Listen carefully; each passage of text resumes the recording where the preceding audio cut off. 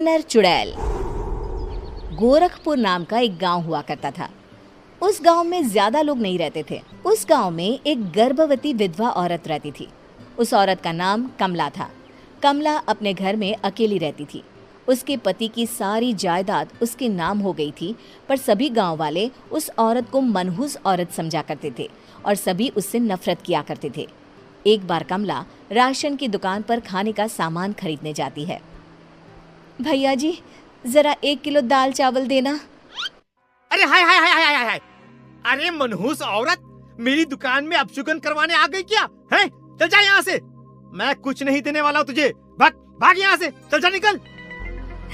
भैया जी, ऐसा मत कहिए, मैं गर्भवती हूँ, मुझे खाने की बहुत ज़रूरत है, मुझे खाना दे दीजिए।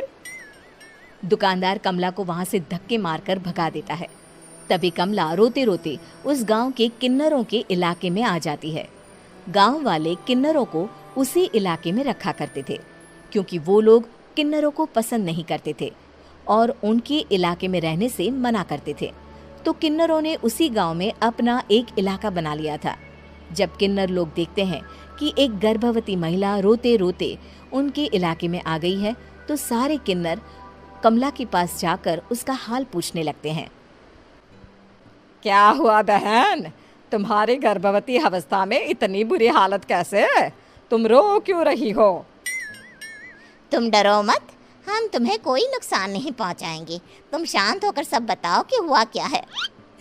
मैं कमला हूँ, मैं गांव के दूसरे इलाके से आई हूँ। 2 महीने पहले ही मेरे पति की मौत हुई है। मुझे गांव के लोग मनहूस मानते हैं, क्योंकि मैं विधवा हूँ और गर्भवती भी।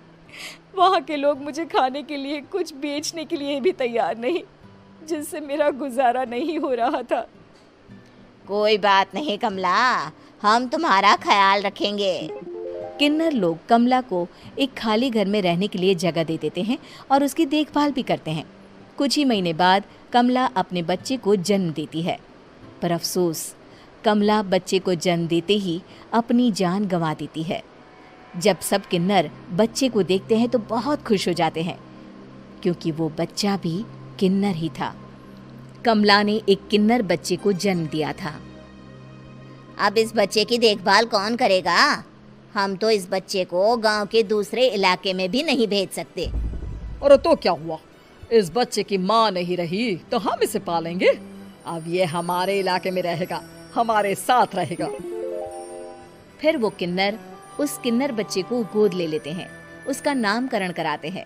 उस किन्नर बच्चे का नाम शक्ति रखा जाता है। देखते ही देखते शक्ति बड़ी होने लगती है। उसके रंग रूप बहुत सुंदर थे। वो बहुत सुंदर किन्नर दिखती है। एक दिन शक्ति एक किन्नर से पूछती है, माँ जी सुनिए ना, ये गांव के दूसरे इलाके में भी तो लोग रहते हैं, तो हम वहाँ क्यों नहीं जाते? हम उनसे अलग क्यों रहते हैं? शक्ति, क्योंकि वो लोग हमारे जैसे नहीं, वो लोग हमें पसंद नहीं करते, इसीलिए हम उनसे अलग रहते हैं। क्यों? वो हमें क्यों पसंद नहीं करते? मुझे एक बार उस इलाके में जाना है, मैं एक बार वहाँ जाकर घूम कर आऊँ।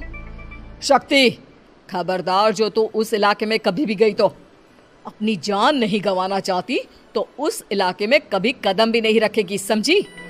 इतना कहकर वो किन्नर वहाँ से चली जाती है। शक्ति उस किन्नर की बात सुनकर बहुत रोती है। माँ जी, ऐसा कैसे कह सकती है? उन्होंने इतनी सी बात के लिए मुझे इतना डांटा। अब तो मैं उस इलाके में ज़रूर जाऊंगी। फिर एक दिन शक्ति गांव के दूसरे इलाके में चुपके से जाती है।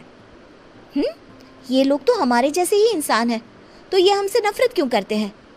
जब शक्ति उस इलाके में पहुंचती है तो गांव के सारे आदमी उसके रूप से मोहित हो जाते हैं। वो लोग ये अंदाज़ा नहीं लगा पाते कि वो किन्नर है। शक्ति की सुंदरता देखकर सारे गांव वाले उसकी तारीफ करने लगते हैं। तभी गांव का चक्कर लगाने गांव के जमींदार का बेटा हर्ष वहां पहुंचता है। हर्ष भी दिखने में बहुत सुंदर होता है। जब हर्ष ने शक्ति को देखा तो वो भी उससे मोहित हो गया, और जब शक्ति की नज़र हर्ष पर पड़ी तो वो हर्ष को देखकर मोहित हो गई। आपको पहले कभी इस गांव में देखा नहीं। इस गांव में आप नए हैं क्या? जी नहीं, वो मैं बस।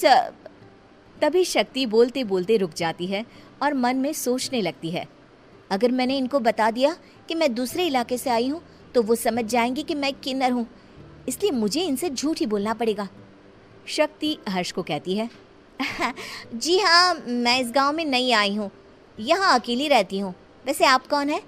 आप भी इसी गांव में रहते हैं? जी हाँ, मैं इस गांव के जमींदार का बेटा हूँ। आपको किसी भी चीज की जरूरत पड़े तो आप मुझे बता देना, मुझे अच्छा लगेगा। ऐसे ही शक्ति और हर्ष एक दूसरे से रोज मिलने लगते। वो दोनों अपने प्यार का इजहार करने एक दूसरे से मिलने जाते हैं। तभी शक्ति का पीछा करते करते एक किन्नर वहां आ जाती है। शक्ति, मैं तुमसे बहुत प्यार करता हूँ। मैं तुमसे शादी करना चाहता हूँ। क्या तुम मुझसे शादी करोगी? हाँ हर्ष, मैं तुमसे शादी करूँगी, पर मैं तुमको अपने बारे में एक सच्चाई बताना चाहती हूँ जो मैंने तुमसे छुपा कर रखी है। तभी उनके बीच में ही वो किन्नर आ जाती है। शक्ति, तेरी हिम्मत कैसे हुई ऐसा करने की? वो किन्नर शक्ति को खींचकर गांव के जमींदार के पास ले जाती है। हर्ष भी वहां शक्ति को बचाने के लिए पहुंच जाता है। जमींदार शक्ति और हर्ष के प्यार के बारे में सुनकर गुस्से में आ जाता है और शक्ति को गांव के बाहर निकालने की सजा देता है। शक्ति ये बात सहन नहीं कर पाती और कुएं में कूदकर अपनी जान दे देती है। जमींदार हर्ष की शादी गांव की एक लड़की से करवा देता है, पर हर्ष इस शादी से खुश नहीं होता। शक्ति अपना बदला लेने के लिए मरने के बाद किन्नर चुड़ैल बन जाती है। अब मैं इन गाँव वालों को नहीं छोड़ूंगी, अब इनसे मैं अपने प्यार का बदला लूंगी। किन्नर चुड़ैल गांव वालों को परेशान करना शुरू कर देती है। एक बार वो रात को गांव के खेतों में पहुंच जाती है और वहां आग लगा देती है। सारी फसल जल के राख हो जाती है। जब एक आदमी रात को उठकर देखता है कि खेत में आग लग गई है तो वो वहां पहुंच जाता है। वो देखता है कि खेतों के बीचों बीच एक किन्नर चुड़ैल खड़ी है और वहां खड़े होकर ताली बजा रही है। गांव वाला किन्नर चुड़ैल को देखकर बेहोश हो जाता है। जब सुबह उस आदमी को होश आता है तो वो सीधा जमींदार के पास जाता है। अरे जमींदार साहब, अरे वो किन्नर चुड़ैल ने मेरी सारी फसल जला दी। अब मैं क्या करूंगा? क्या होगा मेरा?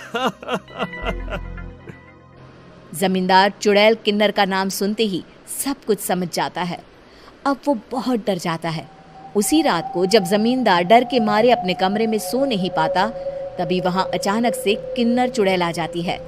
किन्नर चुड़ैल जोर जोर से जमींदार के आगे खड़ी होकर हंसने लगती है और ताली बजाने लगती है। जमींदार उस डरावनी किन्नर चुड़ैल को देखकर बहुत डर जाता है। तूने मेरे साथ बहुत बुरा किया, अब मैं तुझे जान से मार दूंगी। नहीं नहीं नहीं नहीं नहीं, मुझे माफ कर दो, मुझे मत मारो। मैं कभी ऐसा दोबारा नहीं करूंगा। अब तुम जो बोलोगी वही मैं करूंगा। ठीक है, मैं चाहती हूँ कि किन्नर इलाका गांव के इलाके से जुड़े और गांव का कोई भी आदमी किन्नर समाज से द्वेष ना करे, उससे नफरत ना करे, नहीं तो मैं सारे गांव को मार दूंगी। और तुम गांव में एक नया कानून बनाओ कि अगर किसी ने भी किन्नर समाज को हानि पहुंचाने की कोशिश भी करी या इनसे भेदभाव करने की भी कोशिश करी तो उनको कड़ी से कड़ी सजा मिलेगी। हाँ हाँ हाँ हाँ, मैं ऐसा ही करूंगा। तुम जो बोलोगी वो मैं करूंगा, पर मुझे जाने दो प्लीज। तब वो किन्नर चुड़ैल वहां से चली जाती है। गांव का जमींदार किन्नर चुड़ैल का कहा मानते हुए दोनों इलाकों को एक कर देता है और नया कानून भी लागू कर देता है। तब से वहां किन्नर समाज और बाकी गांव वाले शांतिपूर्वक रहने लगते हैं।